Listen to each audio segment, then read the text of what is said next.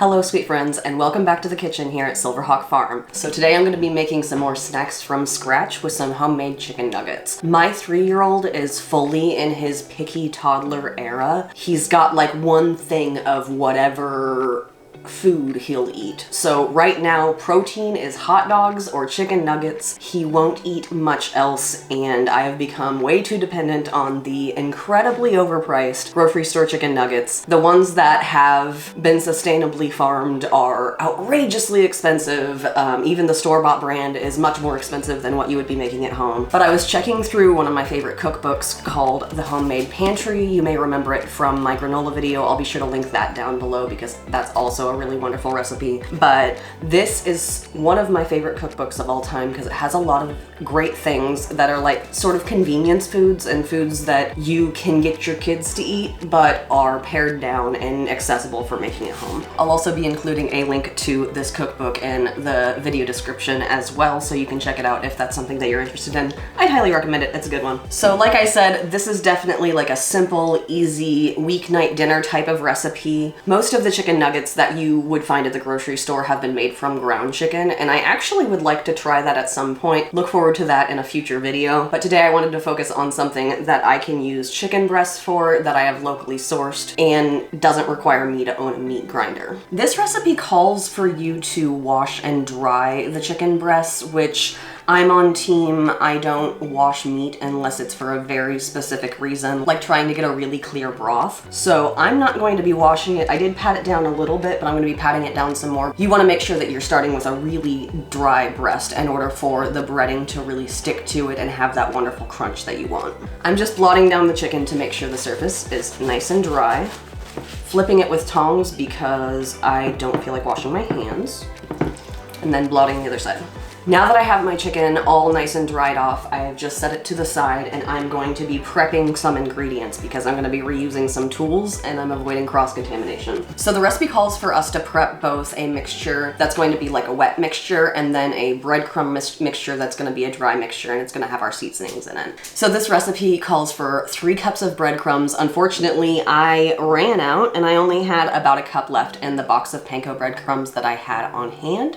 So I'm actually going to be doing a substitute today. There are a ton of things that you could do to substitute breadcrumbs. You can use fresh bread and toast it in the oven in small pieces until it resembles like a crouton texture, and then you can kind of break it down from there into breadcrumbs. You can use day-old or stale bread and just break that up right away. Food processor is great for that job if you have one of those on hand. Lots of different cereals work well for breading. Cheerios, anything that kind of has that more neutral flavor and is still grainy would work just fine. But my personal favorite substitution is crackers, specifically Ritz crackers, because I love the buttery taste that Ritz adds. So I'm going to be using that and just crushing some up and adding it to the breadcrumbs until we get to 3 cups. Because Ritz are much more salty than just like regular breadcrumbs, I am going to be decreasing the salt in the recipe just a bit to make sure that we're not getting overwhelmingly salty in the end result. Usually I would do something like this in a plastic bag, but I feel like it's already in a plastic bag, so I'm gonna try it in the original bag and see how it goes. I might end up having to transfer it over. And I'm just taking a meat tenderizer. I'm going to use the flat end so I don't have this breaking through the plastic, and I'm basically just going to be mashing it, turning it, kind of moving it around to make sure that I'm getting the big pieces, and then until I get kind of a panko-esque consistency.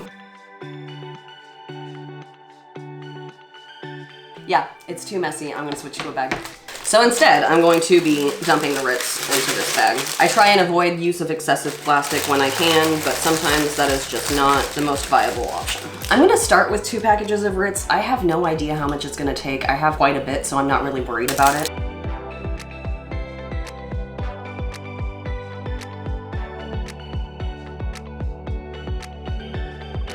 Right, so we've got a little over 3 cups of breadcrumbs, aka breadcrumbs mixed with crushed up Ritz. I'm gonna go ahead and mix this now before I add more seasonings because I want the breadcrumbs to be consistent since I'm using 2 different types. I have some bigger chunks in here, but I'm honestly not mad about it. I feel like it's gonna help make a more interesting consistency. Definitely spill it all over your counter. That's part of the recipe, it's in there. And then for seasonings, the recipe just calls for salt and pepper. I'm gonna opt to add a little bit of white pepper as well because I love the way that it tastes with chicken. I'm also gonna add a tiny bit of Tony Chachere's because I wanted a bit of a kick and I can't find my paprika in my very disorganized spice drawer. The recipe calls for a teaspoon of salt. I'm using a little less than that because Ritz are salty, but I like a salty chicken nugget, so I'm not too stressed about it. It doesn't specify an amount of pepper, which I think is probably wise. That's obviously something that's very to taste. I'm gonna add a good amount of white pepper, a good amount of fresh ground pepper, and then a big old swig of Tony Chachere's, which is a Creole seasoning that is fairly spicy and kind of salty and delicious. You could totally add in whatever flavorings vibe with you. And then our wet mixture for the breading is actually just fresh lemon juice and mayonnaise, which I find kind of interesting. I haven't actually made this exact recipe before. I've definitely made chicken nuggets before, but I'd imagine that what's gonna happen is the mayonnaise is gonna help tenderize the chicken in a really short amount of time. So I think that's actually really like clever. I used to work at a sports bar where refilling the mayo was one of my jobs. And as a result, I don't eat very much of it, but I do enjoy it in cooking and recipes.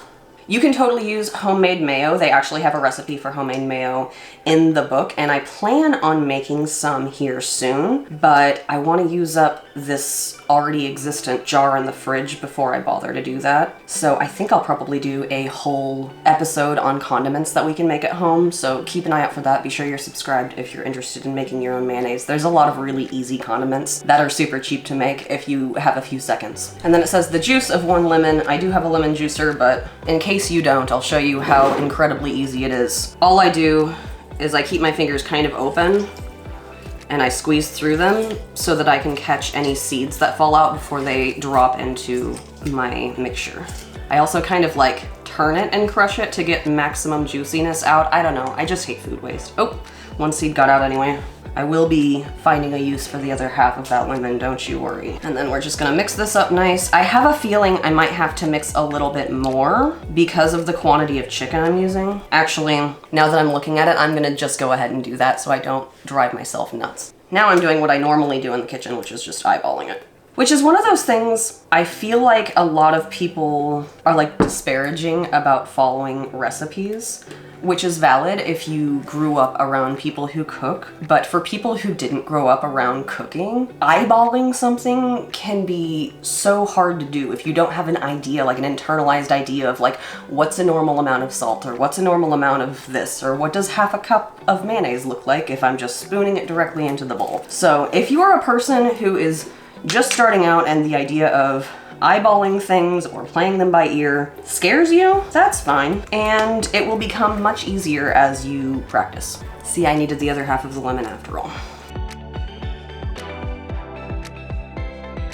Just giving it a good mix and setting it to the side. Now for another entirely optional step, I'm going to go ahead and pound these out so that they cook a little bit faster as well as more evenly. The original recipe does not call for this. You can totally just cut your chicken into 1-inch chunks as the recipe describes and it'll turn out great. I'm trying to get it as tender as possible because I'm trying to get a 3-year-old to accept these over supermarket food. So I'm gonna pound these out. You absolutely don't have to. If you don't have anything like this, anything that's clean and flat that you can use to pound on things will work. These breasts are connected, so I'm gonna go ahead and cut them in half. So I've got this moved over to the cutting board. I'm just gonna use a little bit of plastic wrap to cover it so I'm not getting chicken juice everywhere as I'm pounding it out. So my main goal is just to get a semi-even thickness for both this and the other breast so that all the chicken nuggets are roughly the same size and width.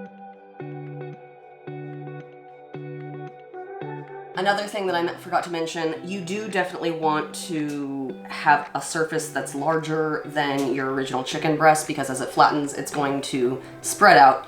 Make sure you're giving yourself enough room. Use the biggest cutting board that you have if you need to.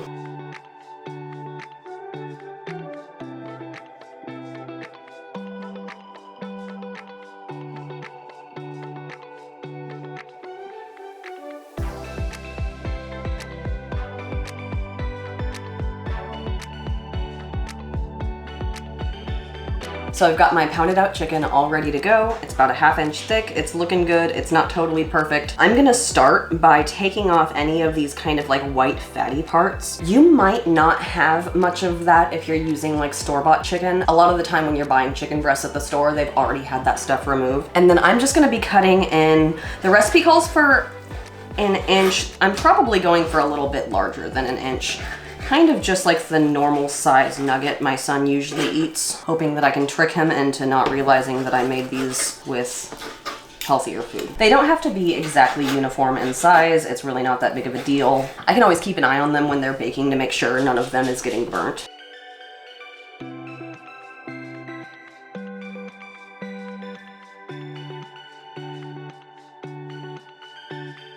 I've got my lovely assembly station all set up here. We've got our cut up chicken pieces, the mayonnaise and lemon mixture, the breadcrumb mixture, and then a pan. She calls for it to be a greased pan. I'm just using a stainless steel with some parchment paper on it. I normally would use my stoneware pan for this, but since we're gonna be putting it in the fridge for a little bit, I'm a little worried about thermal shock with my stoneware pan. If you have stoneware pans, specifically the Pampered Chef type, and you have any experience with whether it's thermal shock resistant, can I put it in the fridge for 20 minutes and put it in the oven without it cracking? Let me know down in the comments because I would love to know how hardy those things are. But for now I'm going to err on the side of caution because I love my stoneware pans and I do not want to risk them. So I'm going to be using tongs for this because I am an absolute weirdo who has no problem touching raw meat, but the idea of touching raw mayonnaise bugs me. So using tongs for that, you don't need to. If you're using bare hands, I would use like the wet hand, dry hand technique where you're using one hand to mix around in the wet, one hand to mix around in the dry, and then your hand doesn't get all doughy and bad. So I'm just getting these good and coated in one before moving them to the other. I'm not using wet hand, dry hand, but I am using wet spatula, dry spatula. So same idea. I'm using a different spatula for the dryness so it's not getting all icky everywhere. This is gonna be delicious, but as a non-mayonnaise lover, I'm suffering a little bit. Okay, I think I could do a larger batch with this actually. The mayonnaise is sticking really well to the chicken nuggets compared to, normally in a situation like this, I would be using egg as the wet ingredient primarily, and the mayonnaise is actually sticking to the chicken really, really well. So if you've had frustration with the wetness of the breading not sticking, maybe mayonnaise is a good alternative. So I think at this point, I'm gonna dump a bunch of them in and then move them over one by one because honestly, this mayonnaise is coating so well that I don't think I need to worry about it. Switch to this guy.